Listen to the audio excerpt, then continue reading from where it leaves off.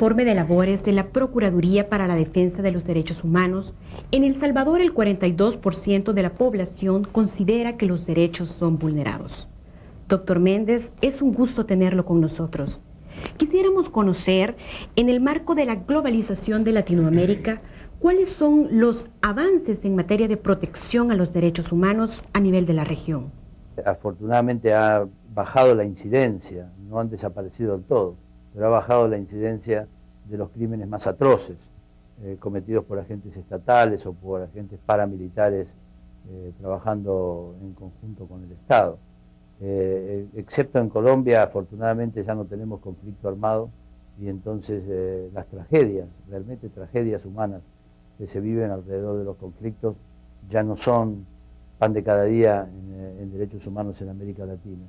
Pero todavía persiste un gran autoritarismo en los sectores, en los cuerpos de seguridad que permanecen en los estados, porque nuestros estados democráticos no han sabido democratizar a las fuerzas policiales y a las fuerzas militares, aunque ahí también hay algunos avances, en algunos países más profundos que en otros. Pero la falta de profesionalización y democratización de los cuerpos policiales hace que nuestras sociedades no le tengan confianza a las fuerzas policiales. Doctor Méndez, particularmente en El Salvador, ¿qué cambio significó sobre los derechos humanos la firma de los acuerdos de paz en 1992?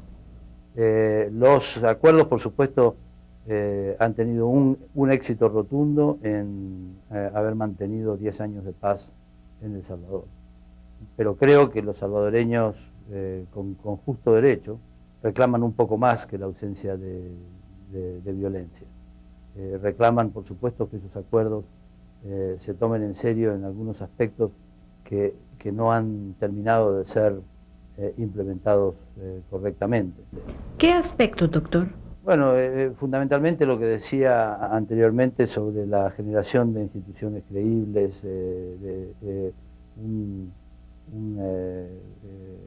orden político que realmente abra puertas a la participación, que eso en buena medida se ha logrado en El Salvador, pero también que abra puertas a la participación de personas en cada uno de los partidos, sin importar su origen de clase o los medios económicos de que dispone. Después de la firma de los acuerdos de paz, se decreta en nuestro país una ley de amnistía. ¿Qué objeto tiene esta ley, ya que según el expresidente Cristiani, que la decretó en su momento, esta sirve para un borrón y cuenta nueva, para el perdón y el olvido?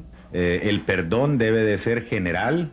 No podemos seguir rebatiéndonos, confrontándonos, denigrándonos, recriminándonos, sino más bien ya cerrar esa página. Reconocemos la validez de las amnistías, pero solo si tienen un ámbito de aplicación estrechamente vinculado al conflicto mismo, no a las atrocidades cometidas en el curso del conflicto. Si las amnistías tienen, y como digo, no es solamente la de El Salvador, sino hay varias otras, si las amnistías tienen como objeto, o aunque no tengan como objeto, como efecto jurídico concreto, el impedir la investigación y el castigo de graves crímenes de lesa humanidad, la Comisión Interamericana, la Corte Interamericana y todos los órganos de protección internacionales de derechos humanos coinciden. Esas amnistías son inválidas en derecho internacional, son contrarias a los tratados internacionales que las distintas naciones han suscrito y ratificado, y la obligación de los estados es la de no darles efecto jurídico interno, porque esos crímenes no pueden quedar impunes. Producto de la firma de los acuerdos de paz nació la Procuraduría para la Defensa de los Derechos Humanos. ¿Cuál es su valoración de una institución de esta magnitud que en nuestro país estuvo acéfala durante 16 meses? La Procuraduría de Derechos Humanos en El Salvador abrió expectativas muy importantes y ha tenido altibajos, ha tenido momentos muy penosos en cuanto a su falta de verdadero compromiso con la defensa de los derechos humanos, ha tenido problemas de manipulación del nombramiento del procurador por parte de las fuerzas políticas de este país, y afortunadamente, por lo que he visto en esta visita, ahora está nuevamente en un plano ascendente. ¿Cuáles son, a su juicio, los retos que tiene la Procuraduría? Bueno, el primer reto es remontar esta falta de credibilidad que la gente tiene con ella por su propia historia, ¿no? Otro reto es superar las limitaciones objetivas que obviamente tienen todas estas defensorías, que son más bien magistraturas de persuasión, magistraturas de convicción, y no tienen fuerza coercitiva. Sin embargo, aún con esa limitación, pueden efectivamente colaborar con otras instituciones y ser, digamos, la voz independiente en el Estado, que muchas veces en nuestros estados democráticos falta. Doctor Méndez, a nivel internacional, ¿qué lecciones nos da el caso Pinochet? Lo más importante del caso Pinochet es lo que pasó después, porque aunque estamos insatisfechos con digamos, con la decisión política del Reino Unido de darle una salida humanitaria que no nos convence del todo, lo cierto es que al regresar a Chile no regresó como un triunfador, no regresó como una persona impune, sino que se puso finalmente en marcha el mecanismo de la justicia en Chile, y se le quitaron sus privilegios como parlamentario vitalicio, y se demostró que ni siquiera Pinochet está por encima de la ley, y eso le ha hecho mucho bien a la democracia chilena y es un ejemplo para el resto de América Latina. La firma del Protocolo de Roma es un mecanismo para contrarrestar estos índices de impunidad que usted menciona. Los legisladores salvadoreños, ¿qué deberían de valorar para ratificar este protocolo?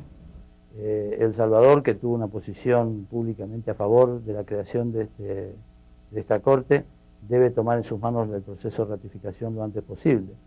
No solamente porque es importante crear la Corte lo antes posible, sino también porque los primeros 60 países que participen de lo que se llama la Asamblea de Países Parte, de Estados Parte, van a tener la posibilidad de dirigir los primeros pasos de este órgano mediante, por ejemplo, la designación de jueces, la determinación de ciertos aspectos procesales. Entonces es importante estar entre los 60 primeros países. Y yo, por supuesto, pienso que entre los 15 o 16 que faltan, va a haber varios estados latinoamericanos.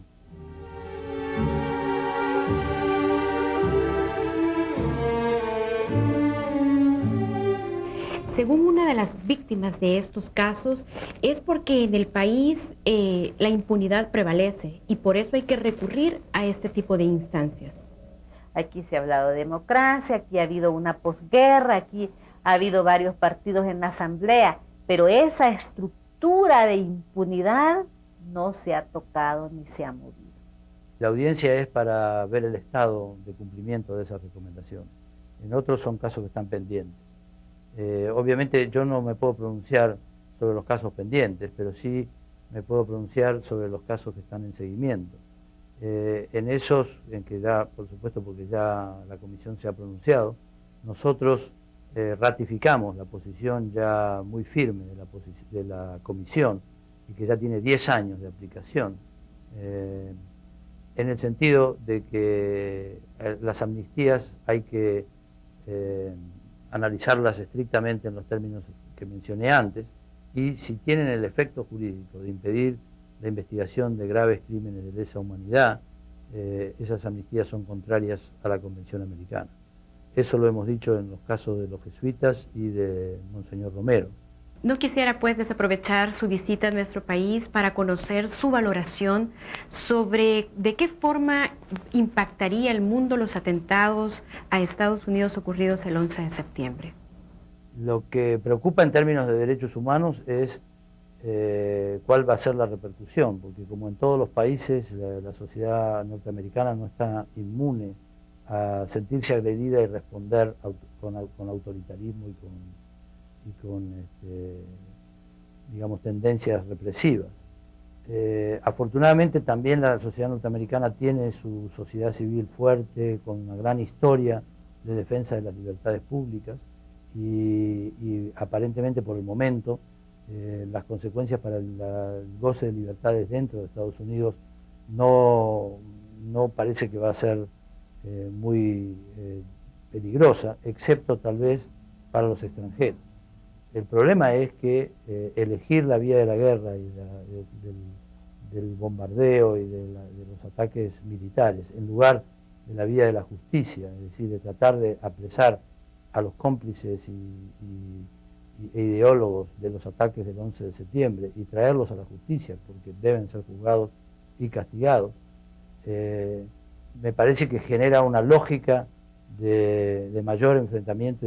Primero va a generar, ya está generando enorme sufrimiento a poblaciones inocentes.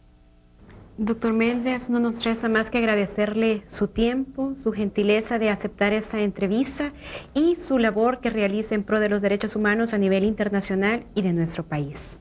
Muchas gracias.